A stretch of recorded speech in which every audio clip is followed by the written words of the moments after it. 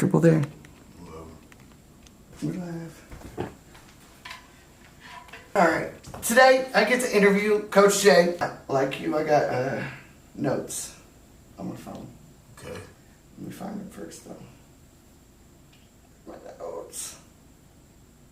Alright, so I got a list of questions, a couple of them, some of our people that have been watching us wrote. Shout out to them, Sarah and Brittany.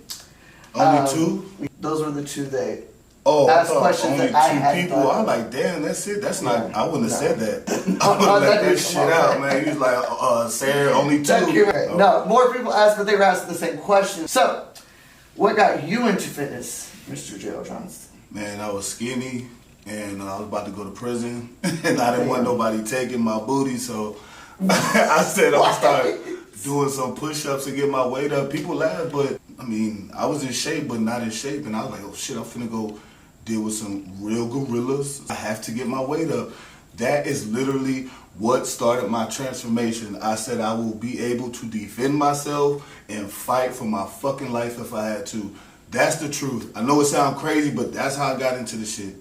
Like, if I would have went to prison at 174, I don't know if I would have made it. So, and even if I couldn't have at the side, at least I looked like it. Motherfucker wasn't testing me, so that's what got me into it. You have to survive a long period of time. And how long were you in for? I served 5 years on an 8-year sentence. Yeah.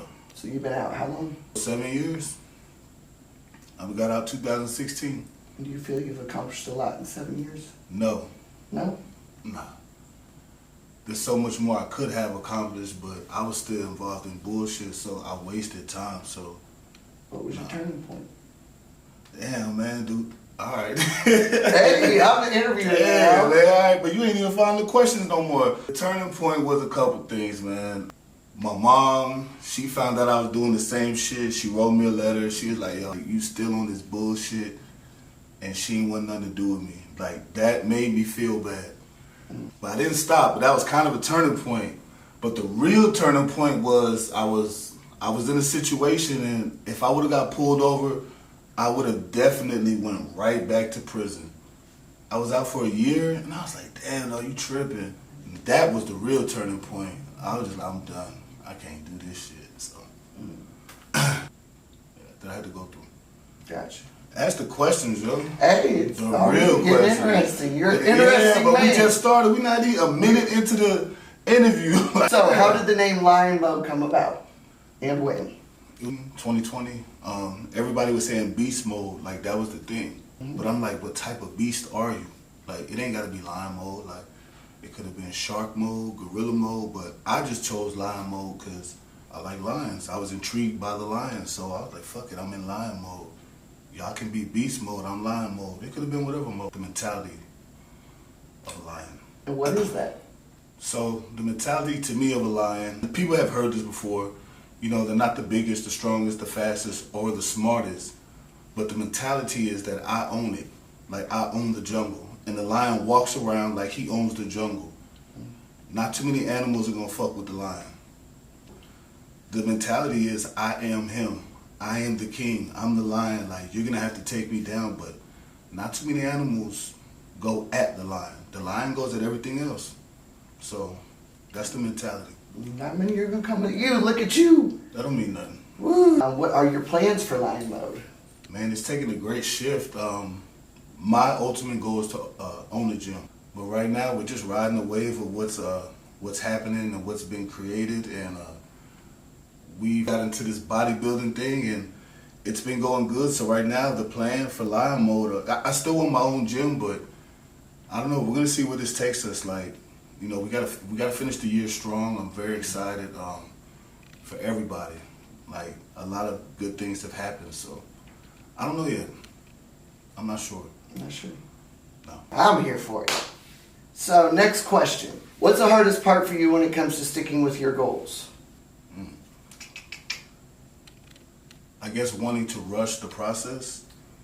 You know, sometimes I'm very impatient. Sometimes I do things off of impulse. Like, you start to slow down and understand, like, you can't rush.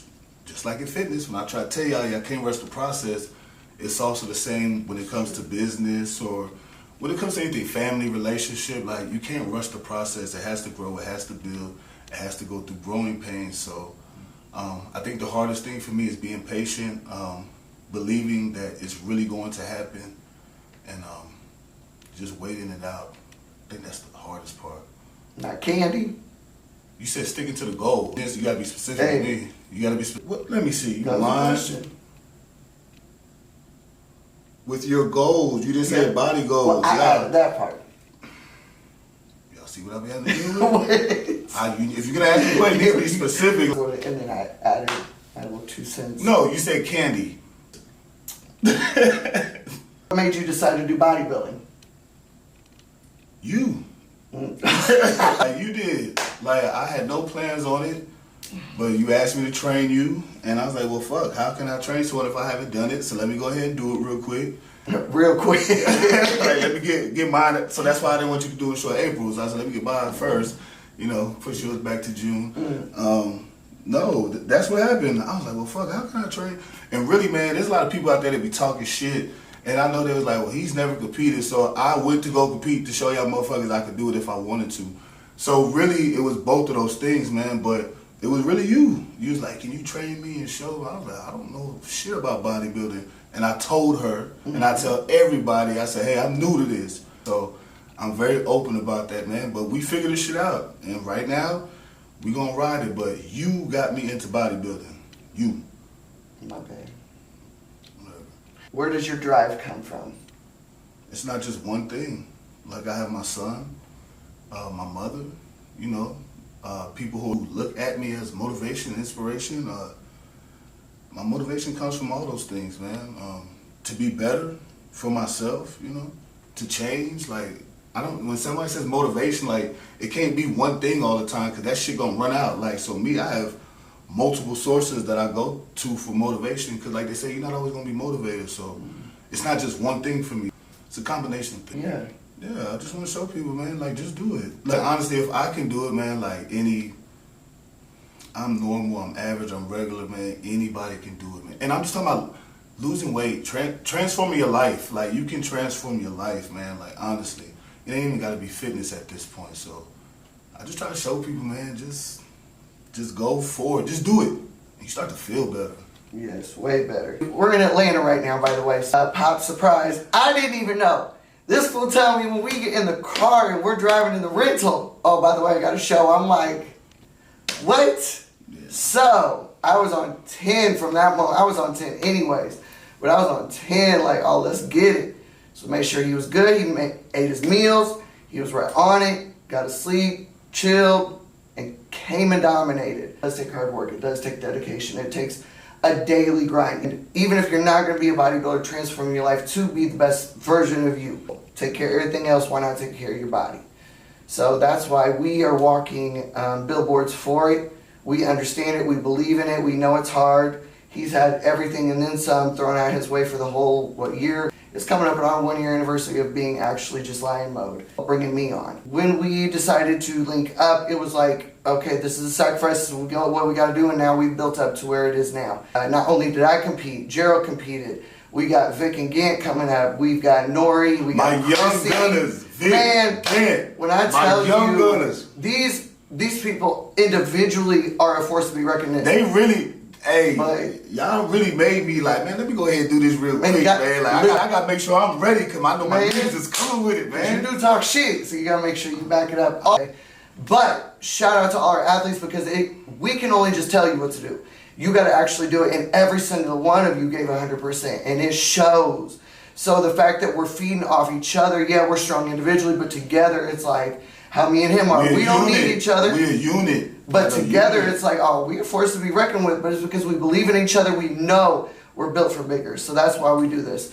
My last question was... Hold on, man. Yeah. Oh. We at ATL, Shawty mentioned that. ATL, I did not tell her about the show. No. My coach, we decided 2 weeks out. At first, he was like, nah, man. He's like, I want to be there. He's real detailed. He's into it. And he's real meticulous, man. He kind of... But anyway, he's on me about it. I'm like, nobody knows me in Atlanta. Like, let me just go down real quick, pop out, and then he was like, I don't know. And then I went to go see him. He checked me out, and he was like, man, if you really want to do it, fuck it, go. That I missed the show in San Antonio. That would have been the show. Everybody's congratulating me. That would have been the show. Like, cause that's the show. There was a lot of. Nah, cause there's heavy hitters there. Like, there were pros there. You know what I'm saying? Pro professionals, like, and I think some of them, man, I wish I would have known about that show. I think I would have went all in because I would have known, but it's okay. Everything happens for a reason. I got my feet wet, target practice, you know what I'm saying? I know what I need to do, but yeah, she didn't know about the show. Nobody knew. When did your cousin? I told him he came to the gym, so maybe a week before. I didn't know, you know, Gio didn't know until the cameraman, he didn't know, so it was just last minute. The plan was to come down here and chill, relax, get some content, you know, just take a break. But I was like, fuck it, man, let's run it. Like, one time, let's find out. But and put more work to do. What next? What question? You say you had another question? My question, which was actually a lot of people's question. Why'd you bring Amy on to Lion Mode? To be honest, shit, look. The people want to know. Look, man, it was supposed to be a business deal between 3 people, man. It didn't work out. I didn't want to just like throw Amy to the side. Like, she moved down here, she gonna sacrifice everything to help you guys out, and she wanted to build with us. So I was like, fuck it. It didn't work out. I didn't want to kick her to the curb, man. She ain't had nobody, you know what I'm saying? So I said, look, let's see what happens. Like, let's run it. Let's see what happens. I knew she would pop. I just didn't know when, I didn't know how, I didn't know in what area. Like, I didn't think through bodybuilding and competing. I thought through group training and boot camps, right. But it didn't work out like that. But I knew she was gonna pop, so I was just like, you know, I'll take the risk, the chance, you know what I'm saying? But I couldn't be more happier, man. She grinds, she work hard, 100% effort. She represents to the fullest. She's for you guys, you know, the people, like she really is. Sometimes I gotta tell her to chill, you know. Like, for real, man. She really is, man. But that's why it wasn't necessarily I brought her. It was like she was placed. And, you know, I couldn't just be like, whatever. I couldn't. So I was like, look, let's figure this shit out together.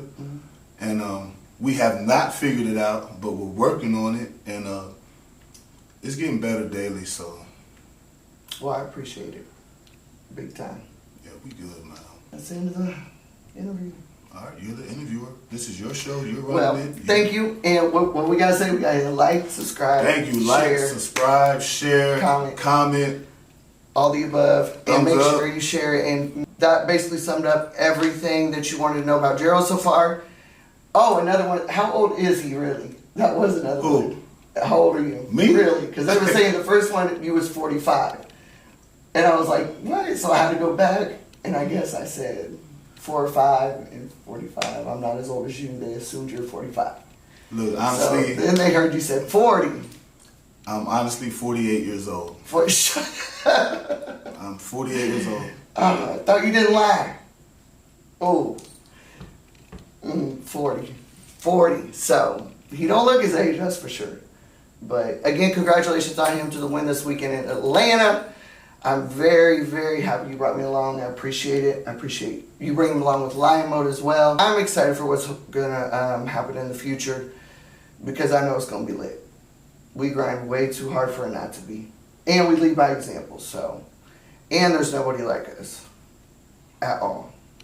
Amy and Jerol, we out. Lion Mode.